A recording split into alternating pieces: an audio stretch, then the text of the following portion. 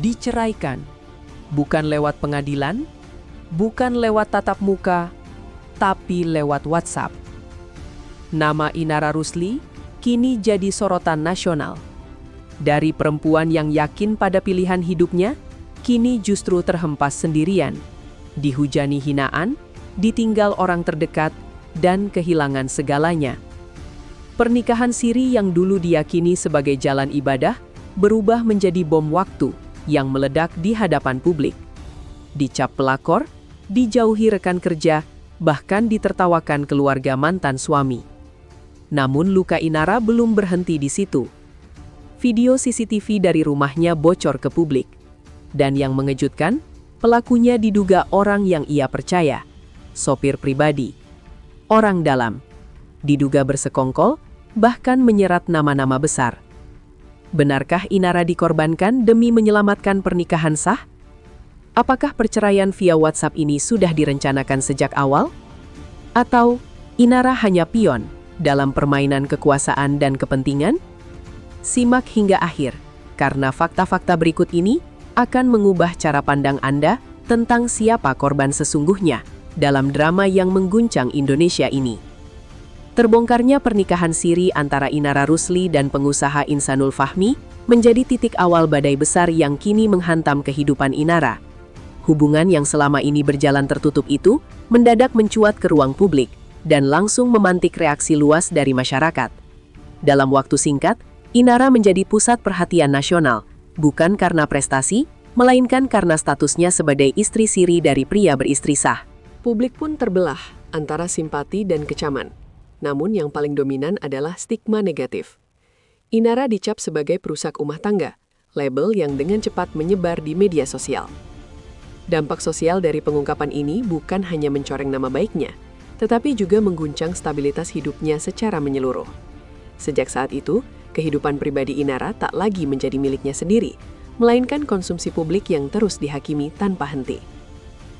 Setelah isu pernikahan siri mencuat, Inara Rusli harus menghadapi konsekuensi yang nyata dalam kehidupan sehari-hari. Berbagai pekerjaan yang sebelumnya menjadi sumber penghidupannya dilaporkan menghilang satu persatu. Sejumlah pihak yang dahulu menjalin kerjasama memilih menjaga jarak, khawatir terseret kontroversi. Tekanan publik yang masif membuat Inara terisolasi secara sosial. Tak sedikit orang terdekat yang sebelumnya hadir, kini perlahan menghilang.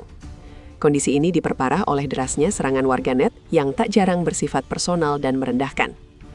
Dalam situasi ini, Inara bukan hanya kehilangan pekerjaan, tetapi juga kehilangan dukungan emosional yang sangat dibutuhkan. Tekanan psikologis pun menjadi tak terhindarkan, memperlihatkan bagaimana satu isu personal dapat berujung pada keruntuhan berbagai aspek kehidupan seseorang. Kondisi Inara semakin berat setelah muncul pernyataan dan sikap dari keluarga mantan suaminya, Viron Tambunan. Alih-alih memberikan empati, keluarga tersebut justru melontarkan sindiran dan tudingan yang menyudutkan Inara. Ia disebut sebagai pembohong, bahkan diledek sudah kehabisan uang. Pernyataan ini menambah tekanan mental yang sudah menumpuk. Selain itu, muncul narasi bahwa Inara dianggap menumpang hidup dari hak anak-anaknya. Tuduhan ini memicu perdebatan publik dan semakin memperkeruh citra Inara di mata masyarakat. Situasi ini menunjukkan bahwa konflik tidak hanya terjadi antara individu, tetapi meluas menjadi pertarungan narasi yang melibatkan banyak pihak, termasuk keluarga besar yang seharusnya menjadi penyeimbang, bukan pemantik konflik baru. Perhatian publik kembali tersedot ketika video CCTV dari kediaman Inara beredar luas dan menimbulkan kegemparan. Fakta yang kemudian terungkap justru lebih mengejutkan. Video tersebut diduga dibocorkan oleh sopir pribadi Inara bernama Agung, seseorang yang selama ini berada dalam lingkaran kepercayaannya. Dugaan pengkhianatan ini menjadi pukulan telak bagi Inara, karena kebocoran tersebut berasal dari orang dalam. Video yang bersifat pribadi itu kemudian diduga sampai ke pihak istri sah Insanul Fahmi, Wardati Namawa. Peristiwa ini menimbulkan pertanyaan serius tentang keamanan privasi dan loyalitas orang-orang terdekat Inara, sekaligus membuka bab baru dalam konflik yang kian kompleks. Kasus bocornya video CCTV tidak berhenti pada satu nama. Muncul dugaan adanya persekongkolan antara sopir Agung dengan pihak-pihak lain di sekitar Inara. Spekulasi mengenai adanya imbalan uang dari kubu Wardati Namawa pun mengemuka. Meski belum terbukti, isu ini berkembang luas di ruang publik. Kuasa hukum Mawa disebut mengendus adanya pola kerjasama terstruktur yang melibatkan lebih dari satu orang.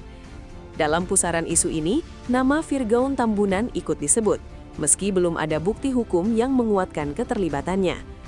Dugaan-dugaan ini memperlihatkan betapa kompleksnya konflik yang tidak lagi bersifat personal, melainkan mulai menyentuh ranah hukum dan etika. Dari sudut pandang hukum, sumber perolehan dan penyebaran video CCTV menjadi sorotan penting. Pihak Inara menyatakan bahwa cara memperoleh rekaman tersebut tidak sah. Jika benar demikian, maka terdapat potensi pelanggaran hukum terkait privasi dan distribusi konten tanpa izin. Meskipun Agung dapat menyangkal menerima keuntungan apapun, proses hukum diyakini akan menjadi ajang pembuktian yang objektif. Kasus ini pun menjadi pengingat bahwa konflik personal yang melibatkan teknologi dapat dengan cepat berubah menjadi perkara hukum serius, dengan konsekuensi yang tidak ringan bagi semua pihak yang terlibat. Dalam sebuah sesi podcast, Insanul Fahmi mengungkap fakta baru yang menambah lapisan konflik.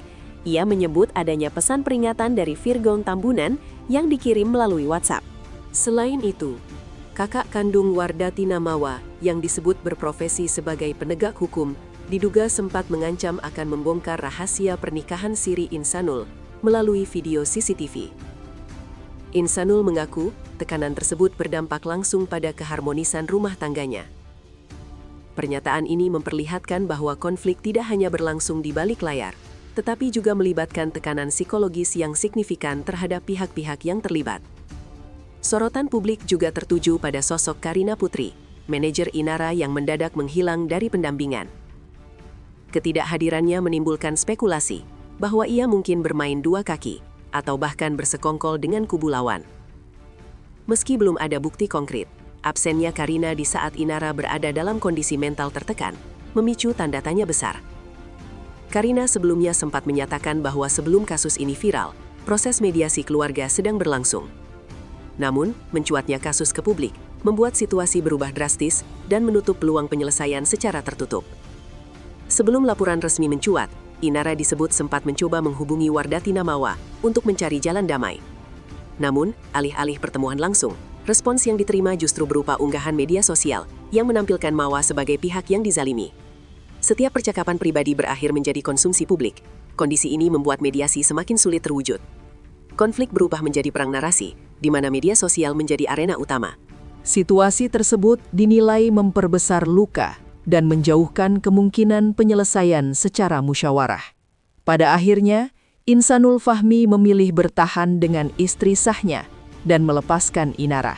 Keputusan ini disebut sebagai hasil dorongan dari lingkungan sekitar demi menjaga keutuhan rumah tangga resmi. Bagi Inara, keputusan tersebut menjadi penutup pahit dari perjalanan yang ia yakini sebagai bagian dari keyakinan agama. Kini, Inara harus menghadapi konsekuensi panjang, baik secara sosial, ekonomi, maupun hukum. Kasus ini sekaligus menjadi refleksi tentang kompleksitas relasi, kepercayaan, dan dampak besar ketika persoalan privat berubah menjadi konsumsi publik tanpa batas.